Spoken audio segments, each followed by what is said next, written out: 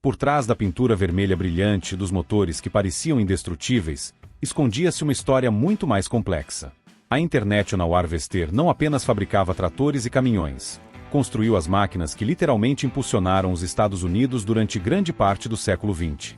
Durante décadas, cada fazenda, cada estrada e até cada corpo de bombeiros confiava em sua potência. À primeira vista, parecia uma empresa destinada a reinar para sempre. Mas a verdade é que esse mesmo gigante, que chegou a dominar a agricultura, os caminhões e até se adiantou ao boom dos SUVs, acabou desmoronando sob seu próprio peso. Sua ascensão foi tão espetacular quanto sua queda, e o que ficou para trás foi um legado tingido de vermelho que ainda provoca nostalgia e fascinação. Tudo começou no início do século XX, quando 5 companhias decidiram unir forças em um movimento que mudaria para sempre a história da agricultura norte-americana. Entre elas estavam 2 rivais ferozes, a McCormick Harvesting Machine Company e a Deere Harvester Company, que haviam passado anos disputando a supremacia no mercado. Sua fusão, apoiada nada menos que pelo poder financeiro de JP Morgan, deu vida a um colosso, a International Harvester. Não era apenas mais uma consolidação empresarial.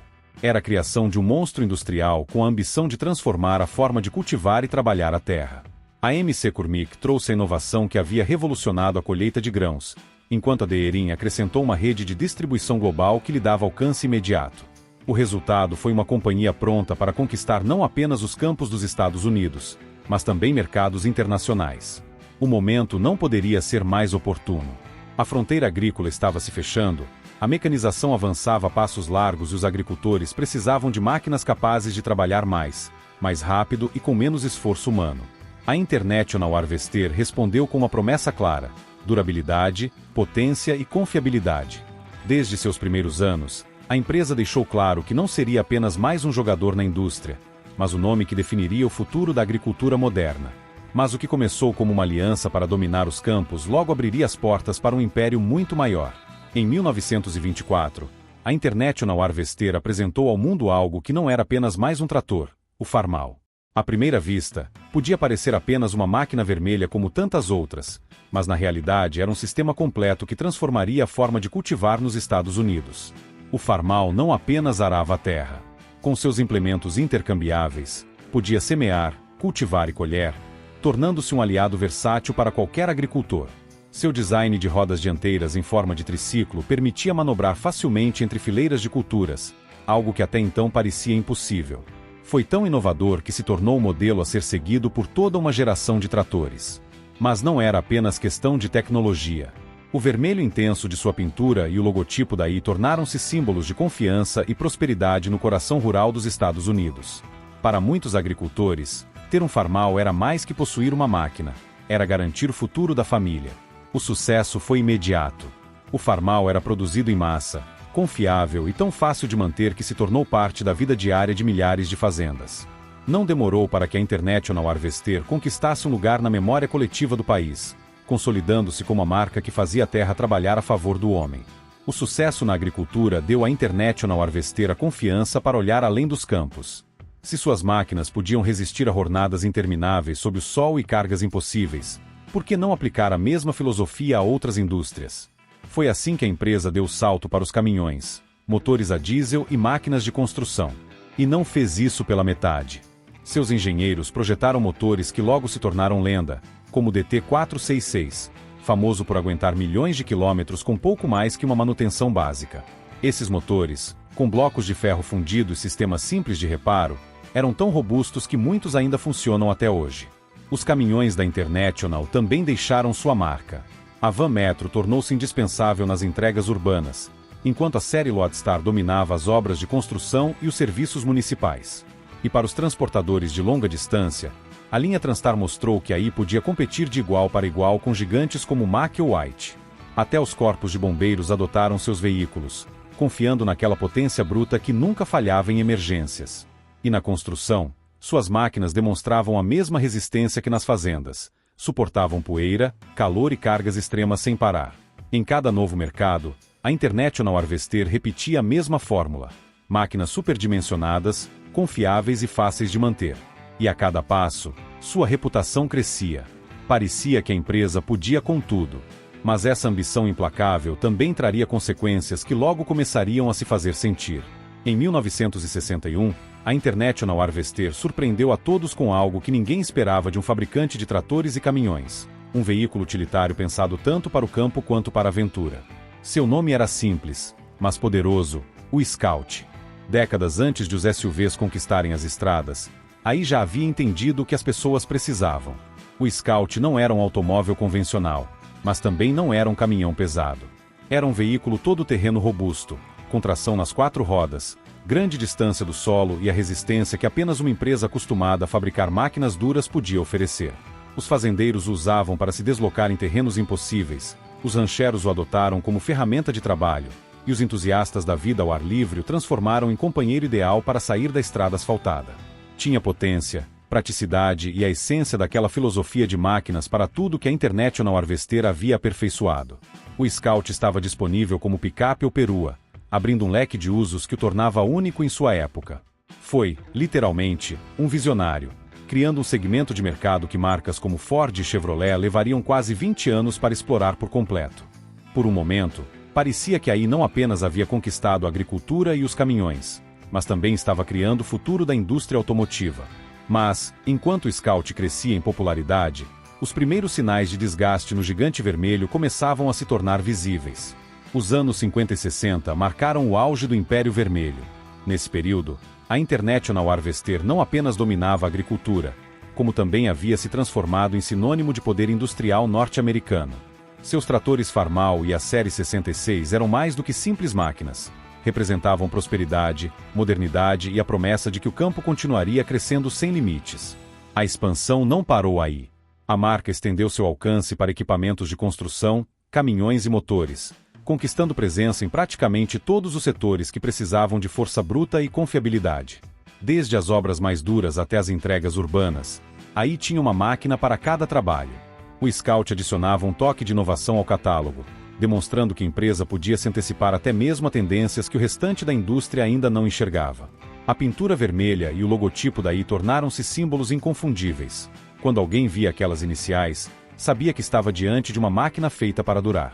Para agricultores, caminhoneiros e empreiteiros, aí era muito mais que um fabricante.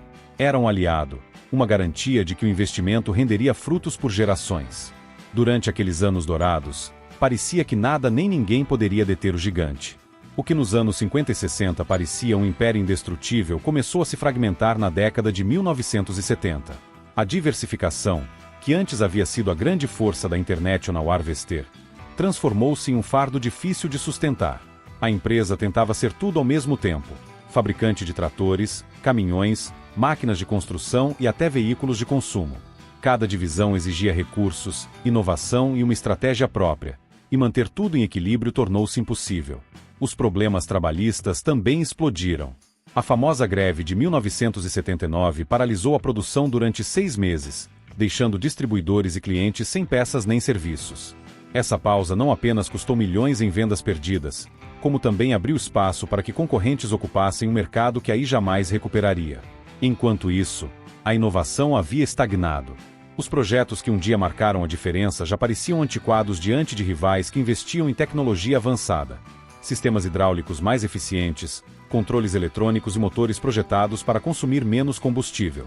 A International continuava apostando em sua fórmula de durabilidade, mas em um mercado que pedia modernidade, essa estratégia começava a se mostrar insuficiente. Até mesmo o Scout, que havia inaugurado a categoria SUV, sofria diante de gigantes como Ford e Chevrolet, que entravam no segmento com mais capital e campanhas de marketing agressivas. O veículo que nascerá como um visionário começou a parecer um retardatário na concorrência. A força que definia a International Harvester transformou-se em um peso, estruturas rígidas, altos custos trabalhistas e uma incapacidade de se adaptar ao novo ritmo do mercado. As rachaduras eram cada vez mais visíveis, e o que estava por vir seria muito mais devastador. Ao chegar aos anos 80, a International Harvester já não era o gigante imparável das décadas anteriores. Os conflitos internos, a falta de inovação e os custos crescentes haviam enfraquecido a empresa até o limite. E o que se seguiu foi um colapso tão rápido quanto brutal. Em 1985, a companhia tomou uma decisão impensável: vender sua divisão agrícola para a Case. Isso significava abandonar o mercado que havia sido a base de seu sucesso por mais de 80 anos. Para muitos empregados e agricultores, foi como assistir à morte de um membro da família. Um ano depois, em 1986, o nome International Harvester desaparecia oficialmente, substituído por Navistar International, focada unicamente em caminhões e motores. Mas os problemas não terminaram com a mudança de nome. A Navistar apostou em uma estratégia arriscada para cumprir com as regulações de emissões, utilizar exclusivamente o EGR, recirculação dos gases de escape, em vez da tecnologia SCR adotada pelos concorrentes. O resultado foi desastroso. Os motores apresentavam falhas, acumulavam carvão e sofriam problemas crônicos que arruinaram a confiança dos clientes. O que havia sido uma reputação construída durante 8 décadas se destruiu em questão de anos. Os clientes mais fiéis, os mesmos que um dia juraram pela durabilidade dos motores vermelhos, começaram a fugir para outras marcas. Os motores Max Force, que supostamente consolidariam a nova era da Navistar, acabaram se tornando o símbolo de sua decadência. A International Harvester havia passado de ser o nome que impulsionava fazendas, estradas e cidades, para se converter em uma sombra do que um dia foi. Embora o nome International Harvester tenha desaparecido oficialmente em 1986, sua marca permanece viva até hoje. Os tratores Farmal ainda brilham em exposições e feiras rurais, restaurados com devoção por colecionadores que valorizam cada detalhe de sua mecânica simples e confiável. Os caminhões e motores ainda são lembrados por motoristas que chegaram a percorrer milhões de quilômetros sem falhas graves. E o Scout, aquele SUV adiantado ao seu tempo, tornou-se um objeto de culto entre entusiastas que o veem como um pioneiro da aventura off-road. Mais do que as máquinas, o que permanece é a filosofia que definiu a empresa: construir produtos duros, funcionais e duradouros, projetados para resistir gerações. Embora essa mentalidade tenha acabado entrando em choque com o mercado que exigia modernidade, conforto e eficiência, deixou um legado que ainda inspira respeito. Hoje, cada trator restaurado com sua pintura vermelha reluzente e cada Scout que volta a rugir nas estradas é um lembrete do que a International Harvester significou, um símbolo do poder industrial norte-americano e de uma época em que o bem feito era pensado para durar a vida inteira. Pode ser que a empresa não tenha sobrevivido, mas as histórias, as lembranças e as máquinas que criou continuam vivas naqueles que um dia confiaram nelas. Porque, no fim, o gigante vermelho não se apagou por completo. Simplesmente mudou de forma, ficando gravado na memória de um país inteiro.